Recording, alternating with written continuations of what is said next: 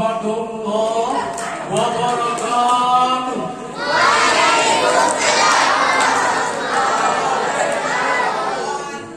Alhamdulillah.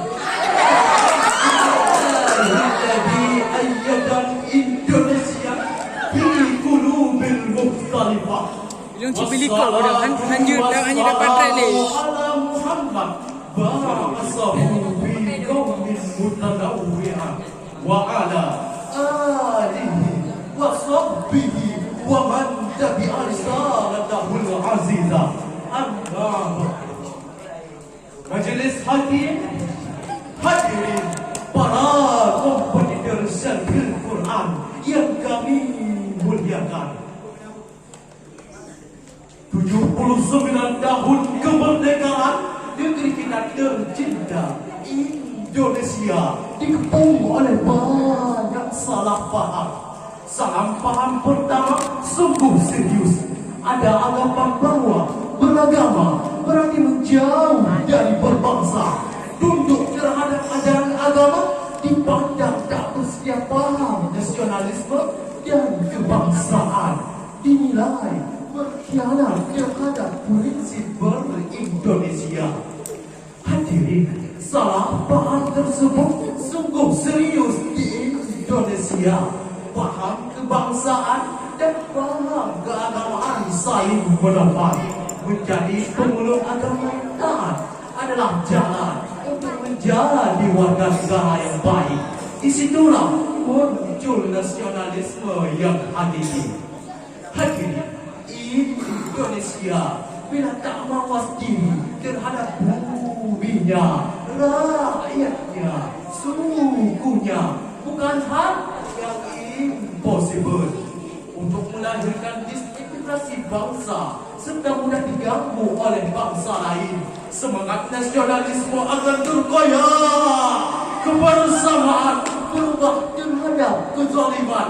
Beda agama bukan lagi kekuatan, merajut kekuatan kedaman. Rasisme muncul ke permukaan. Oknum agama menebarkan pemurtadan. Pendangkalan akidah berkedok kemanusiaan. Akhirnya runtuhlah semangat nasionalisme bangsa ini. Samudra yang memberikan motivasi, menciptakan inspirasi demi terciptanya masyarakat Islami, bermotokan satukan persepsi, menyikapi dan menjalani satu arah tujuan pasti, jodohkan generasi Islami. Orang motivasi and individual Islam liberator.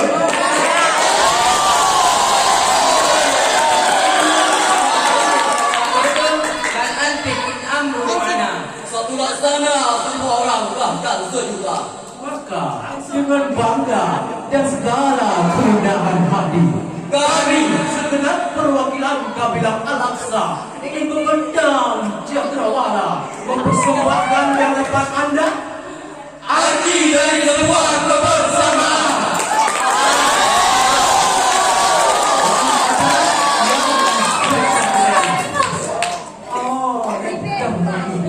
untuk membahas lebih lanjut tentang nasionalisme pada kesempatan kali ini. Izinkanlah kami untuk menyampaikan suatu kebicaraan yang teramai dalam sebuah judul Nasionalisme dalam konteks Islam yang berlandaskan firman Allah dalam Al-Quran surah An-Nisa ayat 59 yang berbunyi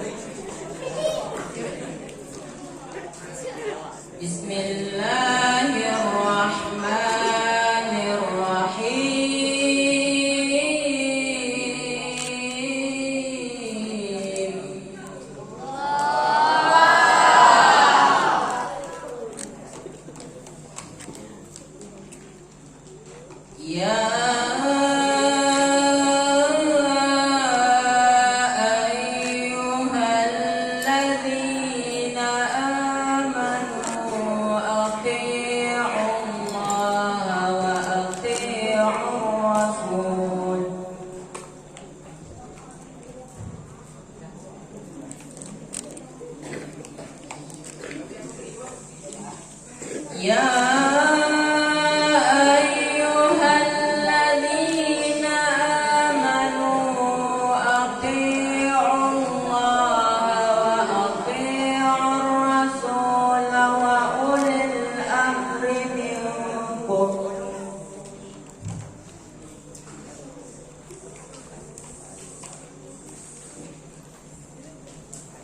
فإن تنازعتم في شيء فردوه إلى الله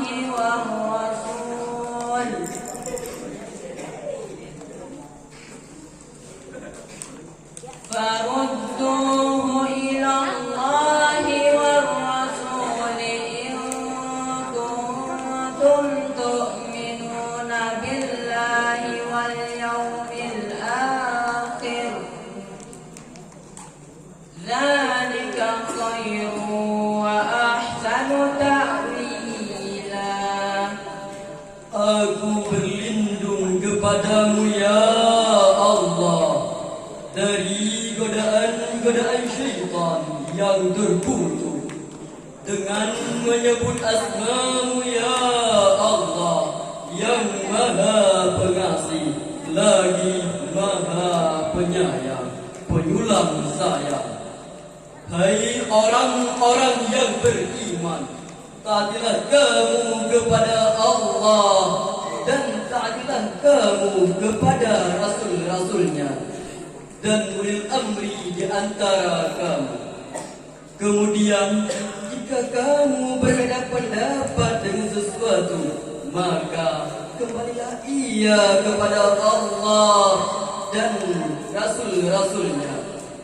Dan jika kamu benar-benar beriman kepada Allah dan hari kemudian, yang demikian itu lebih utama dan lebih baik akibatnya. Majelis hakim, hadirin yang kami muliakan, Ahmad Mustafa Al-Maraghi dalam tafsirnya juz ketiga halaman 72 menjelaskan ayat ini diperintahkan kepada orang yang beriman untuk mematuhi Allah dan mengamalkan Al-Quran dan mematuhi sunnah Rasul serta ulil amri yang mencakupi pemerintah, para hakim, para ulama dan panglima perang yang menjadi rujukan dalam memenuhi kebutuhan hidup dan menyelesaikan masalah yang dihadapi. Hadirin, jika kita lebih mendalami makna ayat ini adalah landasan bagi orang yang beriman untuk berbangsa dan bernegara. Namun hadirin, kita harus berbangsa dan bernegara harus sesuai dengan syariat Islam, bukan sesuai kehendak diri kita. Kita sebagai masyarakat nasionalisme mempunyai harga diri yang tinggi. Harga diri kita tak seharga sendal swallow. Dibayar 100 ribu, Langsung mau ini mau itu. Beli ini, beli itu. sesudah dibayar harga diri kita diinjak-injak bagaikan sendal. Jalan ke sini, jalan ke situ. Demo ini, demo itu. Dan bingung.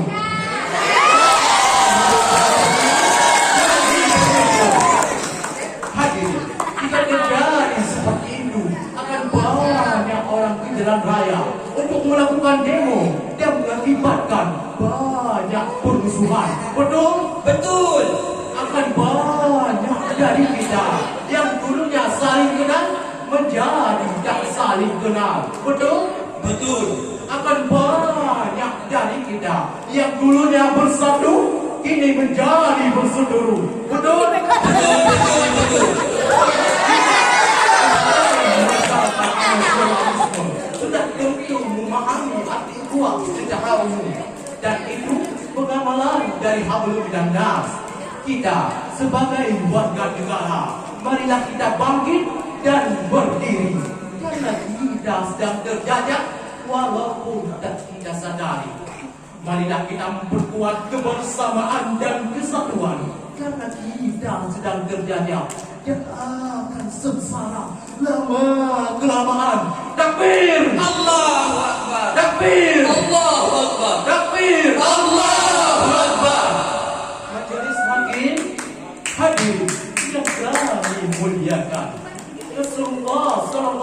alaihi wasallam bersabda, "Hubbul watani minal iman."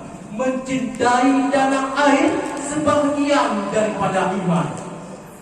Hadis ini adalah hadis yang bagus, sebagaimana telah disebutkan dalam kitab Tahqiq Syekh Muhammad Lutfi Az-Zabak halaman 110 nomor 190. Banyak orang yang memakai hadis maudhu ini untuk memompa rasa patriotisme dan nasionalisme bangsa Indonesia dengan keyakinan bahwa hadis tersebut datang dari Rasulullah Sallallahu Alaihi Wasallam. Banyak umat Islam yang membela mati-matian batas-batas negerinya tanpa memperdulikan di atas manakah negeri tersebut dibangun. Jika negeri tersebut dibangun di atas syariat Islam dan menerapkan syariat Islam di setiap lininya, maka wajib bagi seorang muslim untuk membelanya. Akan tetapi jika negeri tersebut dibangun bukan dengan syariat Islam melainkan kekufuran, maka haram bagi seorang muslim untuk membelanya, karena peperangan yang bukan di jalan Allah adalah di dalam tauhid. Hadirin, jangan tidak sadar bangsa kita sedang terjajah, walaupun bukan secara fisik, tetapi cara ekonomi, intelektual budaya bangsa, sehingga mengikis peradaban, melemahkan keyakinan dan memupuk perpecahan dan segala perpecahan yang dikeluarkan. Seperti inilah yang nampak pada pemerintahan. Jika sudah terjadi seperti ini, apa yang harus kita lakukan? Sebagai jawaban, mari kita renungkan firman Allah dalam Al-Quran surah Al-Hujurat ayat ke-10 yang berbunyi,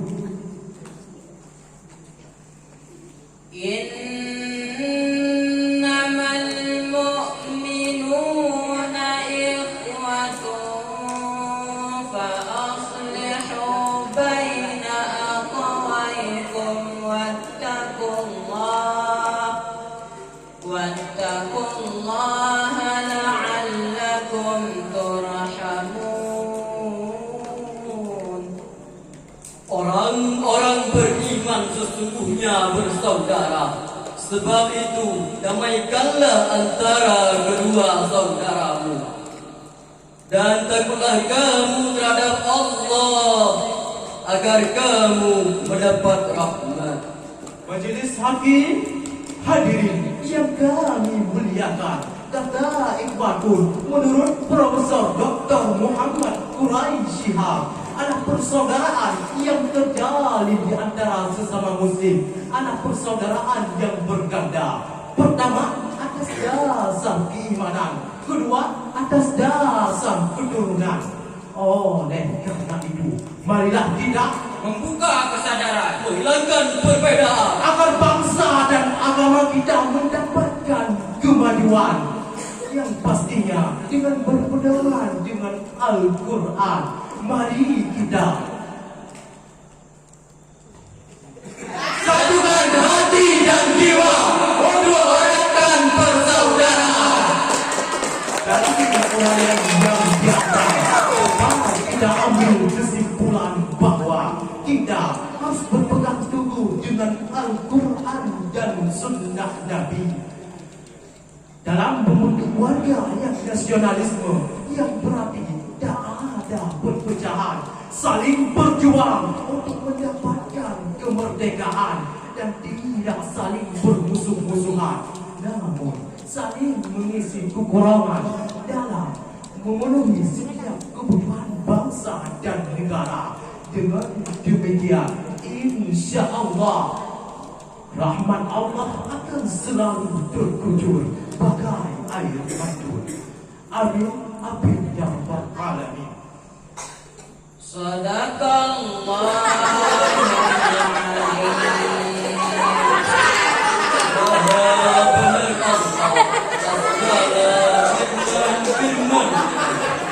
Pemuda adalah harapan juara enggak juara, yang penting kami pede.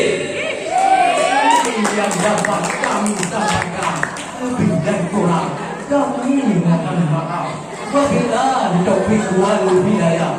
Akhirul kalam. Wassalamualaikum warahmatullahi wabarakatuh. Waalaikumsalam warahmatullahi wabarakatuh. Terima kasih.